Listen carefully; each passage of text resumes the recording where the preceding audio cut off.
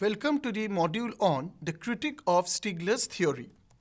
In the context of the Stigler theory, which was basically propagated in the year 1971 on the particular economic theory of regulation, which was also known as the capture theory. In this particular theory, the interest groups and the political participants, both of them exercise their power over the regulatory agency, and thereby the laws and the regulations are being framed, and which are beneficial mainly to the capitalist classes. In this particular theory, the most important concept that crops up is the concept of regulatory capture. So by regulatory capture, we mean that in economic theory, regulatory agencies may be dominated by the industries or the interests that they carry. So basically, the consumers are at loss and the capitalist owners enjoy this kind of advantages which the regulatory agencies actually exercise. Moreover, it is said that for the groups who will benefit most from the regulatory agencies are given by some criteria. The first criteria is a compact and a well-organized group. That means wherever the coordination is proper and all the actions are coordinated in an efficient manner, these groups benefit more from the regulations than the group which are broad and which are scattered or diffuse. That means any kind of group where the coalition takes place, where the cooperation takes place in an effective manner, those groups will benefit from any one of the advantages which the regulatory agencies will portray. Secondly, it is said, according to Stigler, that any regulatory agency always will favor the producers, mainly the capitalist owners in the society, and the consumers will be at loss. Because consumers are perceived in this model who are affected by asymmetric information. Because consumers are always having incomplete information rather than the producers. So producers take away this advantage and thereby get all the advantages from these regulatory bodies. Moreover, regulatory policy also seek to preserve a politically optimal distribution of rent across this coalition. That means in the capitalist society or in the theory of political economy, we have the concept of rent, which is the surplus value over the cost of production. So these producers actually enjoy larger amount of rent in a way that they will benefit most from these agencies and they can exercise a domination over the working class. So thereafter in the rent theory also, capitalists are the gainers which are being further attributed by the regulatory agencies. It further says that any kind of policy, if it is undertaken, how these regulatory agencies will respond to it. So thus it can be said that over time, the policy will tend to offset changes in this optimal distribution from the shift in the demand or the cost conditions.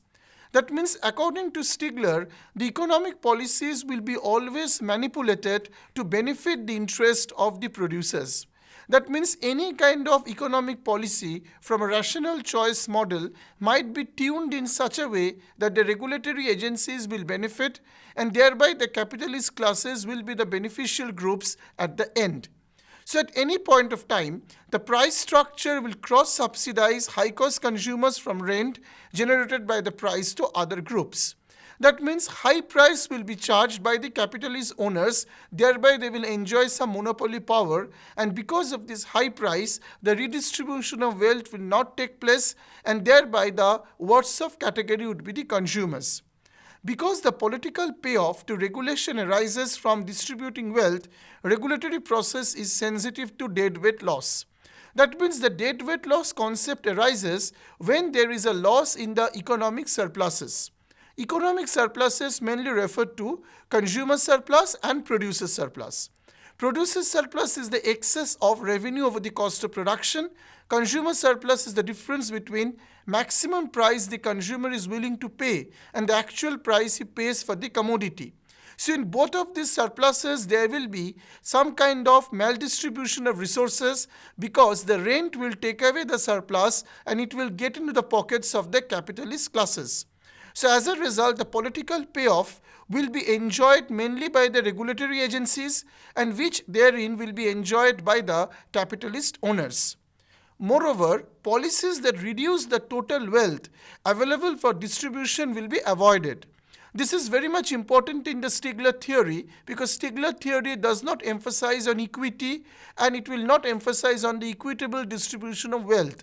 So whatever wealth will be generated will be concentrated in the hands of few, giving rise to the creation of high powers or superpowers in the economy, and thereby the distribution will be affected. And because other things being equal, they will reduce the political payoff from regulation. So any kind of gains which will take up in the society will be absorbed by the capitalist owners, and thereby the total wealth redistribution addresses a question for state intervention.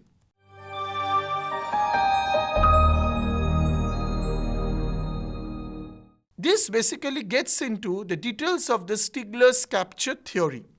Stigler's capture theory was the theory of economic regulation which was propounded in the year 1971.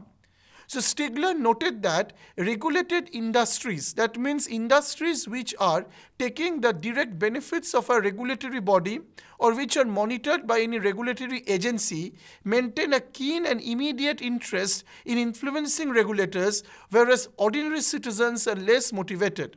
So according to Stigler, a regulatory body may be in place, but it is actually taken up only from the functionality point of view, but all the decisions, all the powers are exercised by the industrialized classes and they manipulate their functions. But the consumers, on the other hand, have very much limited access to these regulatory bodies, and so they are always worse off. Secondly, regulated industries devote large budgets to influencing regulators at federal, state, and local levels. That means regulatory industries always have a tendency to fund so that they can have a larger allocation in the budget which can influence the decision-making power at all the levels of governance or administration. By contrast, individual citizens spend only limited resources to advocate their own rights. So this is very much pertinent in this regard that in order to advocate their own rights, the power or the freedom that the individual citizens enjoy is very much limited. On the other hand, the industrialists who are capable of manipulating the regulating agencies are actually exercising their power, and thereby all the decision, laws and norms are in their favor. This also creates a class conflict and a class struggle among the society. Thirdly, regulatory agencies that come to be controlled by the industries they are charged with regulating are known as captured agencies. Because this is the term which has been formulated by Stigler, that means any agency which functions at the words of regulatory bodies will be called the regulated or captured agencies, because the industrialists actually dominate their functioning.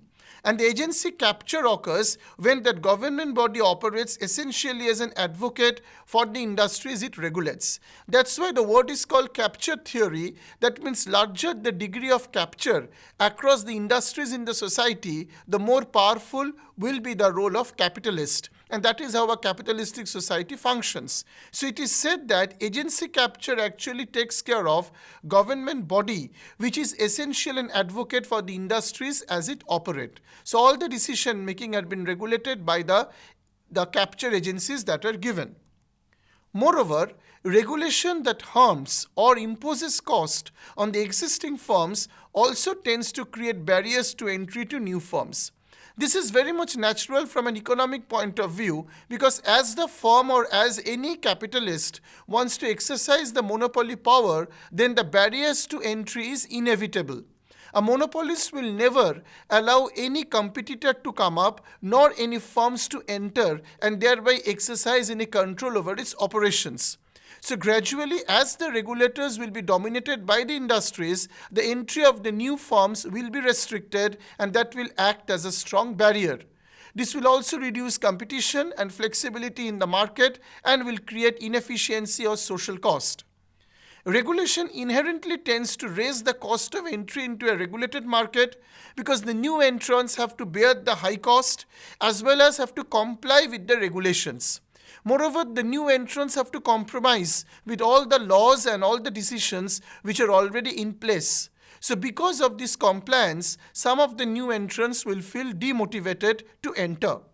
Moreover, regulations explicitly impose barriers to entry such as licenses, permits, certificates, even copyrights, which may be legally operate or may not be legally operate in a market or industry.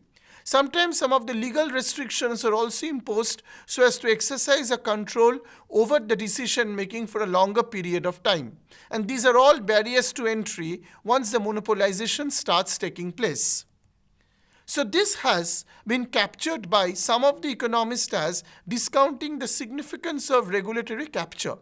The economists are discounting in the sense that any source of monopoly power can be attributed to these factors as given by the Stigler's capture theory. Moreover, they point out that many large industries that lobby regulators. This is basically the corporate lobbying that takes place in a capitalistic society, such as industries in the fossil fuel sector, which have experienced lower profits due to regulation. Because these are some of the natural resources which a particular country is endowed with. And in most of these natural resources, there is a general tendency that the monopolization takes place. And as a result of that, corporate lobbying comes up, and thereafter the surplus is basically being transmitted to the pockets of the capitalist classes. In other words, economists argue that lobbying efforts have failed to capture the agencies. See, in most of the cases, economists are giving the rationale that lobbying effects cannot capture the agencies, but in a political domain, it is said that capture theory rests upon many factors. Out of them, corporate lobby is one of the prominent factor.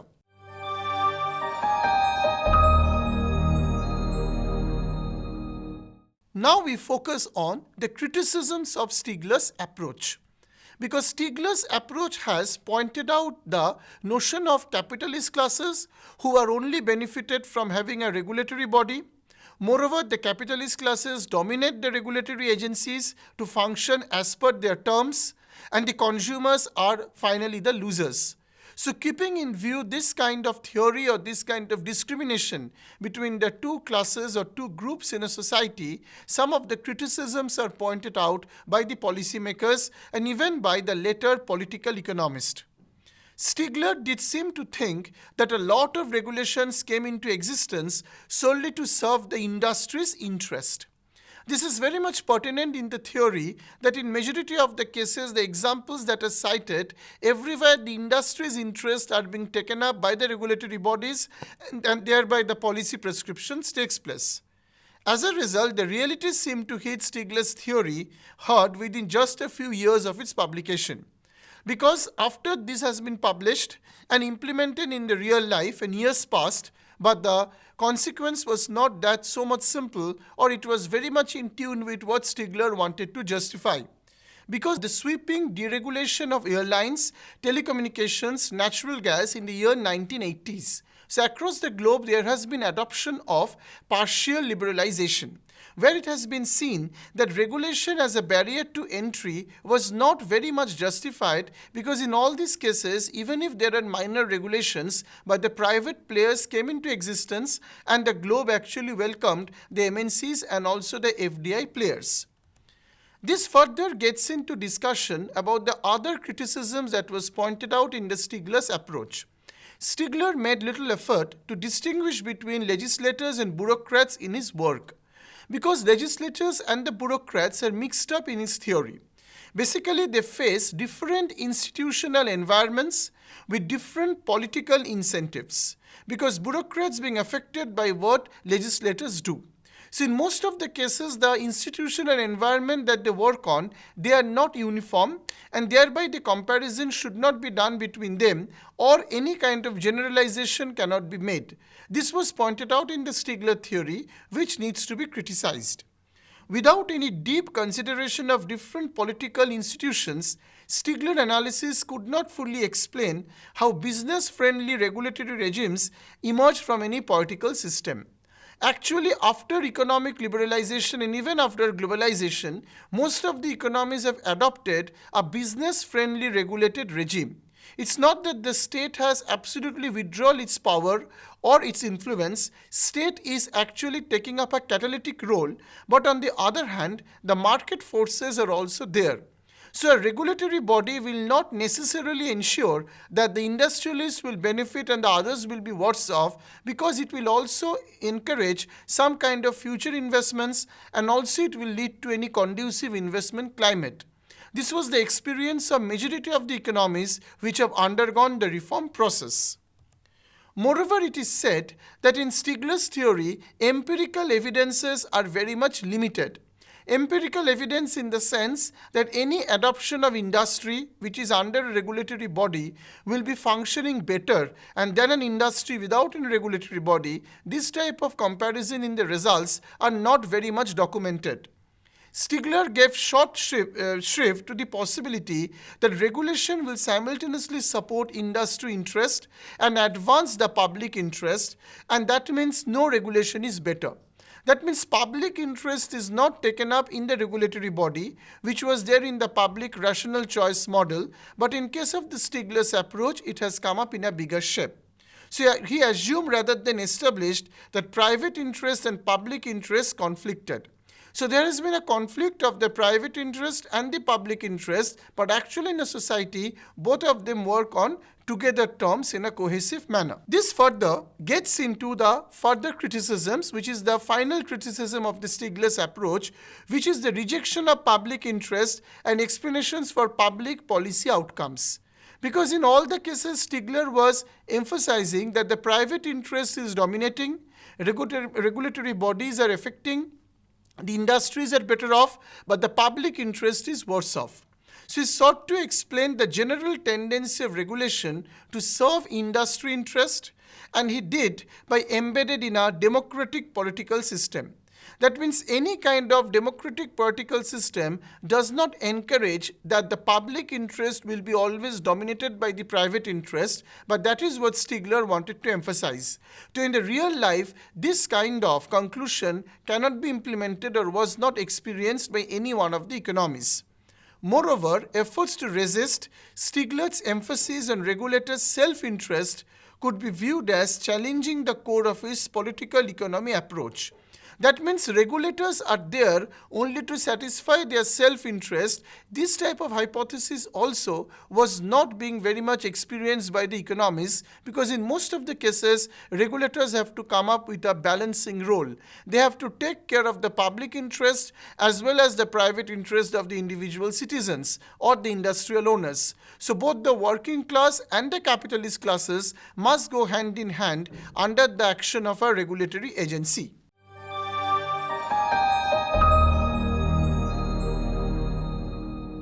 This further comes up with the prominence of the Stigler's theory. That means how can the Stigler's theory become more and more relevant in today's world? So under the public interest theory of regulation, regulation derives from efforts to promote public welfare. Thereby, in case of a public policy making for any society, whether it is dominated by capitalist or socialist or a mixed economy, whatever be the nature of the institutional framework, it is very much evident that whenever a regulatory body comes in place, it must look into the public interest theory. Rather, it will not encourage or instigate any kind of conflict between the public and the private interests. Moreover, it amounts to the savior in the face of market failure. Mainly whenever the market fails or whenever the price mechanism fails to work, it is the regulatory body which comes up in action. So thereby comes Stigler, who reveals that reality can be quite different. That means in case of the reality, it may not be that. What appeared to be the regulatory policies grounded on the public interest are the policies that protect the private interest to the detriment of consumers and the broader public. That means in order to make the Stigler's theory more universal and more generalized, then it is said that maybe it is benefiting the industrial owners, but industrial owners are actually working with the owner class or also with the working class. That means whenever the industrial owners are benefited, the working class are also getting some kind of the benefits, and thereby as a whole the society will be better off with the presence of a regulatory body, and not the other way around. The regulatory body are only there for the industrial interests and not for the consumers. This basically makes to say the prominence in the sense that Stigler was right to have noted the way to protect the integrity of the institutions is not just to preach goodness and fair-mindedness, but to think about how to shape their incentives. Among the criticisms, though the Stigler theory has a lot of criticisms, but there are certain ways it has been come up with the major takeaways. One of the takeaway is this, that the integrity of the institutions must be taken care of. This integrity takes care of preaching some kind of reputations, fame, as well as the goodwill of a firm, but that is also shaping the incentives. These incentives may be benefiting for the larger part of the society.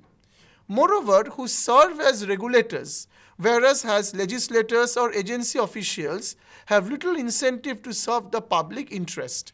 So basically the regulators might not be very much interested for the public interest, but they can also be doing that under certain norms. So certain norms can be regularized so that there is a clause where the regulators have to think about the public interest as well as for the private needs. The design of regulatory institutions can shape these incentives where both the clauses can be addressed, and it's certainly worth considering how to create procedures and processes which might help to foster better policies. That means any kind of institutional framework which is very much needed for creating the better procedures, the better processes, so that both the communities or the groups are better off from the presence of a regulatory body. It's not that one would be getting better off at the cost of other, which has been highlighted by Stigler. Moreover, it is said that this type of publication by the Stigler in 1971 has spread its ideas across the world. Overall, the public trust in the federal government picked up in 1964, when 77% of the public reported that they could trust Washington to do what is right at least most of the time. So that means in terms of the regulatory agency, some kind of trust building took place in the year 1964, where 77% of the public reported to have done. Within a decade, the trust has dropped by more than a half to 36% when there was a civil rights movement, and also it added to the broader milieu that fit well when Stigler was saying right in the middle of the period that public cannot necessarily trust the government to be working on the behalf of overall interest. That means before the advent of the Stigler's theory in 1971, that is in 1964, there was a kind of a breach of trust, or there was a kind of a trust in the government. But as soon as Stigler's theory came into the public domain, then the government credibility was questioned and the public interest cannot be looked into by the agency. This type of doubts were raised among the minds, and that made the trust to have dropped. So there are certain influences of Stigler's theory in the decision making and the behavioral habits of the individual citizens across the globe. Moreover, Stigler's view is important for bringing light to the crucial mechanism underlying much regulatory policy, that is the self-interest. This self-interest is also driven by the economic hypothesis by private profit maximization, where the need to design institutions with the self-interest in mind. So this proposition comes from the theory of economic regulation, where a rational choice model comes up, and that is based on the rational choice model, how the regulatory body can come in place. So even the regulatory procedures, even the institutional designs, all of them are actually fruitfully targeted, and an institutional framework is to be designed. This design is done on a rational choice framework. That means procedures and institutions can be manipulated, contested for political gain and advancement of self-interest. So that is how the self-interest model can be there, where the capitalist owners will be benefiting, but anyhow the practice of designing a policy, designing the incentives have come up in a better place.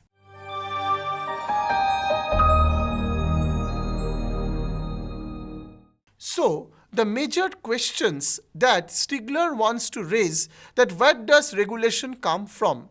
So basically the regulations are those which does not have a particular origin, because they are framed by the industries as per their terms and not at the discretion of regulatory body as it is supposed to be. Whose interest does it serve? So Stigler has been emphasizing on this part deliberately and repeatedly that it is actually serving the interest of the industrial owners, and consumers are losing out of it because of the lack of information, because of the lack of power, and most importantly because of the lack of access. How does it become stable in an often turbulent political and economic world? That means in order to make it stable, the most important takeaway in the Stigler's query is this, that a designing of a policy framework is needed whereby clauses can be there for taking up the public interest as well as the private investment model can come up, and then only both the interests can take up considerably.